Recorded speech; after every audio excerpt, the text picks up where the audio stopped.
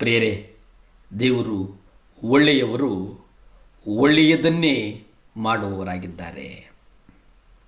ಜಫನ್ಯ ಪತ್ರಿಕೆ 3ನೇ ಅಧ್ಯಾಯ 8-17 ನಾವು ನೋಡುವುದಾದರೆ, ಇಲ್ಲಿ ಕರ್ತನು ಗರ್ವದಿಂದ ಮೆರೆಯುವವರನ್ನು ಸಭೆಯಿಂದ ತೆಗೆದು ಹಾಕ್ತಾರೆ. ಮೆರೆಯುವವರನ್ನು ಅಂದರೆ ಅತಿ ಗರ್ವದಿಂದ ಮೆರೆಯುವವರನ್ನು ದೇವರ ಸಭೆಯಿಂದ ತೆಗೆದು ಹಾಕ್ತಾರೆ ಅನ್ನುವಂಥದ್ದನ್ನು ಜಫನ್ಯ ಪತ್ರಿಕೆಯಲ್ಲಿ ನಾವು ಓದ್ತೇವೆ. ಅಪೊಸ್ತಲನಾದ ಯೋಹಾನನು ತನ್ನ ಜೀವಮಾನದ ದಿವಸಗಳಲ್ಲಿ ಈ ವಾಕ್ಯವನ್ನು ನೆರವೇರುವುದನ್ನು ನೋಡುತ್ತಾನೆ. ಅವನು ಈ ರೀತಿಯಾಗಿ ಹೇಳ್ತಾನೆ. 1 ಯೋಹಾನ 2ನೇ ಅಧ್ಯಾಯ 19 ನೀವು ನೋಡಿ, ಅವರು ನಿಮ್ಮಿಂದ ಹೊರಟು ಹೋದರು, ಆದರೆ ಅವರು ನಮ್ಮವರಾಗಿರಲಿಲ್ಲ. ಯಾಕೆಂದರೆ ಅವರು ನಮ್ಮವರಾಗಿದ್ದರೆ ನಮ್ಮ ಜೊತೆಯಲ್ಲೇ ಇರುತ್ತಿದ್ದರು. ಆದರೆ ಅವರು ನಮ್ಮಿಂದ ಹೊರಟು ಹೋದದ್ದರಿಂದ ಅವರೆಲ್ಲರೂ ನಮ್ಮವರಲ್ಲ ಎಂಬುದು ತೋರಿ ಬಂತು. ಇಲ್ಲಿ ಸ್ಪಷ್ಟವಾಗಿ ದೇವರು ಹೇಳಿದನೆಂದರೆ, ಅವರು ನಮ್ಮವರಲ್ಲ, ಬಿಟ್ಟು ಹೊರಟು ಹೋದರು. ಅಂದರೆ ಸಭೆಯ ಹಿರಿಯರು ತಮ್ಮ ಸಭೆಗಳಲ್ಲಿ ಯಾವ ಆತ್ಮಿಕವಾದಂಥ ಒಂದು ಮಾನದಂಡಗಳನ್ನು ಇಟ್ಟುಕೊಂಡು ವಾಕ್ಯವನ್ನು ಬೋಧಿಸುತ್ತಿದ್ದಾರೆ ಎಂಬುದು ಈ ಯೋಹಾನ ಸುವಾರ್ತೆಯ 2ನೇ ಅಧ್ಯಾಯ 19 ಸಾರಾಂಶ. ಯೇಸು ಸ್ವಾಮಿ ಈ ಲೋಕದ ಮೇಲೆ ಕಲಿಸಿಕೊಟ್ಟಂಥ ಮಾನದಂಡಗಳ ಪ್ರಕಾರ ಜೀವಿಸಲು ತೀರ್ಮಾನಿಸುವಂಥ ಸಭೆಗಳು ಏನಿದೆ, ಆ ಸಭೆಗಳು ಯೇಸು ಸ್ವತಃ ಕಂಡುಕೊಂಡಂತೆ ಅನೇಕರನ್ನು ಬಿಟ್ಟು ಹೋಗ್ತಾರೆ. ಇದು ನಮ್ಮ ಸಭೆಗಳಲ್ಲಿಯೂ ಸಂಭವಿಸಬಹುದಾದಂಥದ್ದನ್ನು ನಾವು ಗ್ರಹಿಸಬೇಕಾಗ್ತದೆ.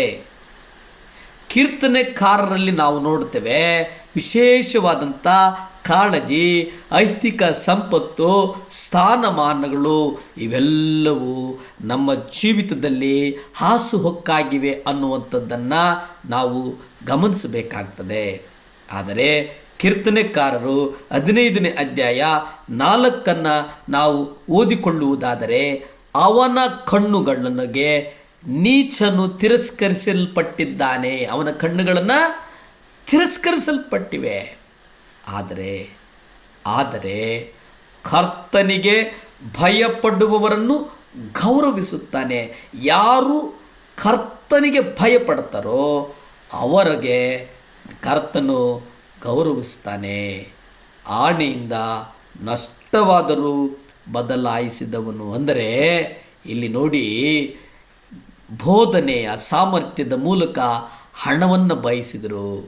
1 ಪೇತ್ರ 5ನೇ ಅಧ್ಯಾಯ 2 ನೀವು ಓದಿಕೊಳ್ಳಿ. ಸುವಾರ್ತೆ ಕುರಿತು ನಿಮ್ಮಲ್ಲಿರುವ ದೇವರ ಮುಂದೆ ಕಾಯಿರಿ. ನಾವು ಈ ಲೋಕದ ಮುಂದೆ, ಈ ಲೋಕದ ಜನರ ಮುಂದೆ, ಈ ಲೋಕದ ಸಮಸ್ತ ಕೈಂಕಾರ್ಯಗಳ ಮುಂದೆ ಕುಂತುಕೊಂಡು ಕಾಯುವುದಲ್ಲ, ಬದಲಿಗೆ ಕರ್ತನು ವಾಕ್ಯದೋಪಾದಿಯಲ್ಲಿ ಏನು ಹೇಳ್ತಾನೆ ಅಂತಂದರೆ, ನಿಮ್ಮಲ್ಲಿರುವ ದೇವರ ಮುಂದೆ ಕಾಯಿರಿ, ದೇವರ ಮಂದೆಯನ್ನು ಕಾಯಿರಿ. ಬಲಾತ್ಕಾರದಿಂದಲ್ಲ, ಆದರೆ ಇಷ್ಟಪೂರ್ವಕವಾಗಿಯೂ ನೀಚವಾದ ದ್ರವ್ಯ ಆಸೆಯಿಂದಲ್ಲ, ಸಿದ್ಧ ಮನಸ್ಸಿನಿಂದಲೂ ಮೇಲ್ವಿಚಾರಣೆ ಮಾಡಿರಿ. ಪ್ರಿಯರೇ, ಈ ವಾಕ್ಯವನ್ನು ನಾವು ಗಮನಿಸುವುದಾದರೆ ದೇವರು ಮುಂದೆ ನಾವು ಕಾಯುವಂಥದ್ದಾಗಿದೆ. ಈ ಲೋಕದ ಆಸೆಗಳು, ಈ ಲೋಕದ ಕೈಂಕಾರ್ಯಗಳು, ಈ ಲೋಕದ ನಡತೆಗಳು, ಈ ಲೋಕದ ಐತಿಹ್ಯಗಳ ನಡುವೆ ಹೋಗುವಂಥದ್ದಲ್ಲ, ಕರ್ತನನ್ನೇ ಹಿಂಬಾಲಿಸುವಂಥದ್ದಾಗಿದೆ. ಪ್ರಾರ್ಥಿಸಿಕೊಳ್ಳೋಣ.